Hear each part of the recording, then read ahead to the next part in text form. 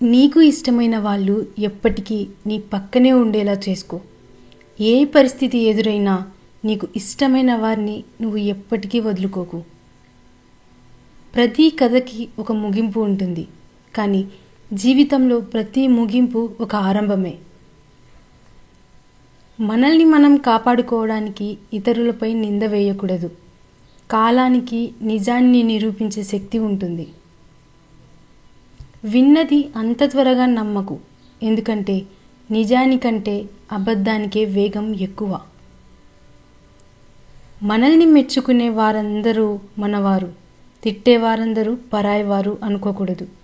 ఏ మెప్పు వెనుక ఏ మోసం ఉందో, ఏ తిట్ల వెనుక ఎంత ప్రేమ ఉందో గ్రహించాలి. అవసరానికి ఆదుకునే స్నేహితులు ఉండడం మన అదృష్టం. అసలు స్నేహితుల అవసరం రాకపోవడం ఇంకా అదృష్టం. ఎవరిని ఎక్కువగా నమ్మకు, మోసపోతావు. ఎవరి కోసమో ఆలోచించకు, వాళ్ళకే అలసైపోతావు.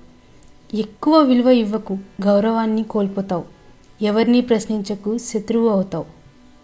ముందుగా నా వాళ్ళు అని ఆలోచించడం తగ్గించు. ఎవరి నుంచి ఏమీ ఆశించకు, జీవితం బాగుంటుంది. కాలంతో పరిగెత్తడం అవసరం లేదు, కానీ కాలాన్ని మించిపోయే ఆత్మవిశ్వాసం కలిగి ఉండడం అవసరం. విజయం అందరికీ సాధ్యం, కానీ దానికోసం అందరూ శ్రమించలేరు. నీవు శ్రమిస్తే విజయం నీ పేరే నిలుస్తుంది.